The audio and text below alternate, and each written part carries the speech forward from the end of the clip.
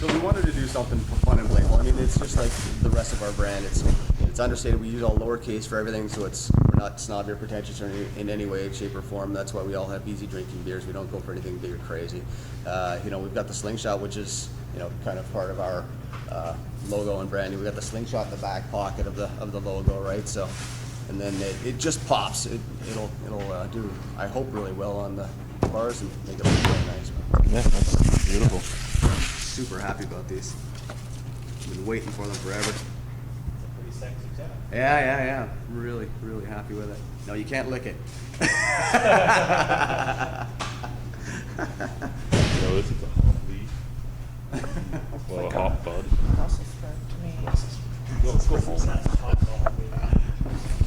Alrighty, we're still here at Whiprsnapr in the Bells Corners area of Ottawa. First and foremost, Ottawa. Last time I was here about two and a half years ago. Couple breweries, not many. Now there's like 12 actual full breweries around. There's more along the way. So I guess it's a three-part question. One, what do you think took so long for Ottawa to explode into what it's at?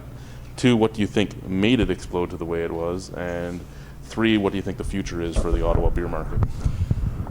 I'm trying to remember what the first part was. But What took so long for it to... it took so long. I think in general, Canada's really far behind the U.S. in terms of brewing and breweries and craft beer.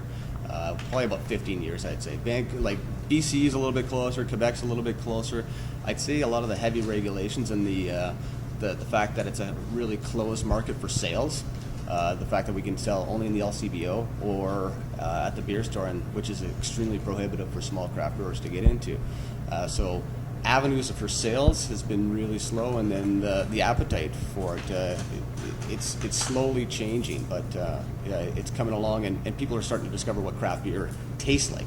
Not that it's just something that people hadn't tried before, so they didn't have the availability of it. For whatever reason, the people that had been around 10, 15 years ago, like the Scotch-Irish place or Heritage, that were in the Ottawa area, which Kitchissippi bought up. Either they didn't market themselves properly or they didn't make people aware of them. I used to drink the Sergeant Major from Scotch-Irish all the time in the little stub, and I loved it. But it was just, hard to find. And, people didn't have front houses like this. They didn't have the way to sort of get out and hang out with some buddies and go drink at a brewery. It just didn't exist. So that's probably why it's taken a long time to take off. Now, why is it taking off? I think Bose has done a lot of really great things, especially in this area. Bose has been around for 7 or 8 years now, I think it is, and they've pretty much broken ground for all the rest of us. They've done such a great job of branding and making quality beers that it's made it easier for people to like craft and be accepting of trying new things. And then other guys have come along in the meantime, like Beyond the Pale, trying to go after the super crafty guys, is really expanding that as well. But Kitchissippi, on the other side, going for more of the mainstream side of things with their lagers and moderate ales, I think is doing really well to have expanded craft beer in the market as well. They've been around for 4 or 5 years now too. So yeah, and where's it going to go? It's probably going to keep on growing. I mean, Ottawa's got 1 million people. We've only got 12 breweries right now. You take a look at a place like San Diego, that's got over 80. So we're not even close to saturation. We're still only 5% of the market. If we get up to 10% of the market, we'll be completely outstripped in terms of capacity of the breweries that we have here. So we've got a lot of room to grow. Alrighty. Have you ever thought about getting into the beer store? Yeah, absolutely. Yeah, we're going to use every single avenue we can to sell there. Alrighty. I know you are going to the LCBO. What changes do you have to make to be able to sell there other than just writing a retail store? What did we have to do? We had to go through a 16-week process of getting into it. So that means they had to take a look at our brand, the marketing side of things first in terms of what we were going to put on our cans, the artwork, that kind of thing. They had to taste our beer. They had to have it go through a panel that would say, this is something that fits in what we need to be doing. And then if you were applying for the seasonals, did it fit the season? So there's a huge process to getting through with the LCBO, and they have limited shelf space, so they have to limit what they can accept, which is kind of unfortunate because they should be doing as much as they possibly can to encourage Ontario craft beer because it comes back to their pockets eventually anyway. So yeah, I always felt that even if they didn't make private shops, they should actually do what a lot of other provinces have and have government owned, just beer shops. Yeah, absolutely. And I And think then they're you could try starting to everything. look at it, but Yeah, kind of like there the has little been wine racks or rumblings whatever. about it. Yeah, and well, and the fact that now, even though we're not big Win fans, that she's opening it up to look at supermarkets as well. So that's another good activity for us to be able to get out.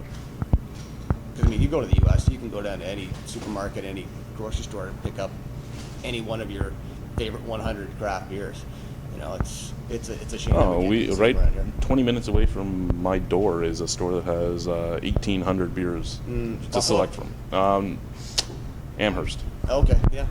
So Yeah. Premier Gourmet, 1,800 singles. Yeah. Just walk up and down and choose It's from. shameful. Yeah, I was down in Binghamton probably a month or so ago, and went to one of the local beer shops, and it was like a kid in the candy store. I couldn't figure out where to even start, just because you're looking all over the place, and all you see is singles everywhere, little 6-packs. They had kegs in the back. I can only bring back so much, so what am I going to bring back? And it was kind of like picking and choosing and crying over the ones I had to leave behind. Yeah. It's amazing to see the way Ottawa is progressing in this. Do you think that in time it could rival Toronto as the beer capital of Ontario? Yeah, I think so. I don't see why it can't. I think there's a lot of people around here looking for interesting things to be doing. I mean, there's a lot of people working for the government here, so they're looking for a fun outlet, and craft beer is a good way for them to get out and socialize and have a good time. And we're finding more and more guys that we're working for the government are coming out to help us, and I think are already starting to look at putting together their own brewery. So I think the appetite's really set for the area. Alrighty, well, thank you very much for having us, Ian. Great beer. Get yourselves down here. Bye-bye.